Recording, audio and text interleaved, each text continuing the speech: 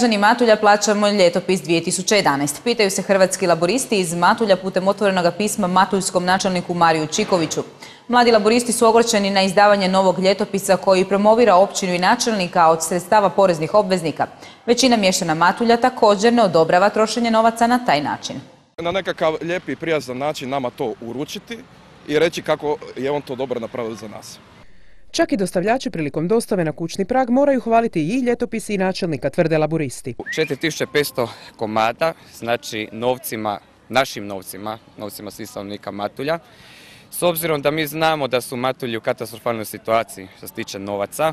Misleći pritom na slučaj Credo banka gdje se nalazi 32 milijuna kuna općinskog novca. Pitamo ga koliko je on dao na svo to tiskanje za tu dostavu, da to ide baš u svako kućanstvo na cijelom području općine Matulji.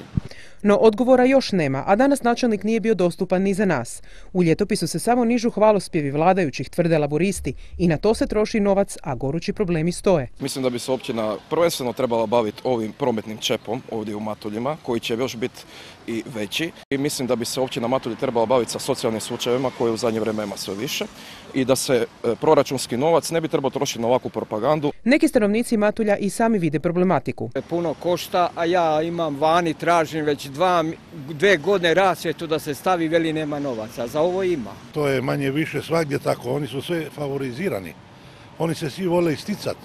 Oni svi žele biti u prvom planu. Od našeg Obrsnela pa onda i Lukanovića, pa Matulji, Opatija, Lovran. Svi su oni takvi. No neki misle neka se općina hvali, sve je to naše. Naravno da bi trebalo, razumite, 2 puta godišnje, manje više. Ali laboristi misle da je i to previše. Već imamo list Tramontana koji izlazi 4 godine, znači bavi se svi problemi u općini Matulji. Mi dobijamo jedan ljetopis, pogledajte koje još izdanje. Pogledajte samo razliku u debljini. Čeka se odgovor načelnika općine.